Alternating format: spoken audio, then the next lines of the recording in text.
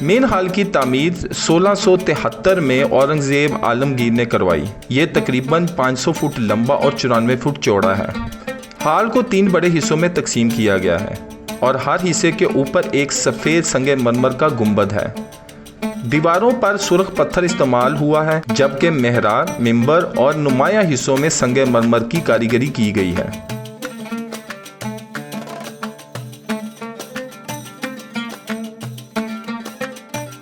دیواروں اور گنبدوں کے اندرونی حصے پر بیل بوٹے اور قرآنی آیات کی خطاطی کی گئی ہے۔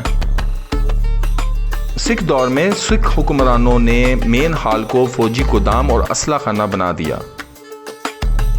سنگ مرمر کی کئی تختیاں اور محراب کے اطراف کے قیمتی پتھر اکھاڑ لیے گئے۔ خطاطی اور باریک نقاشی کو بھی نقصان پہنچایا گیا۔ پھر انگریز دور میں 1857 کے بعد انگریزوں نے بھی مین ہال کو فوجی چھاؤنی کے طور پر استعمال کیا، جس کی وجہ سے اندرونی دیواروں پر دھواں اور سیاہ دھبے اب بھی دکھائی دیتے ہیں۔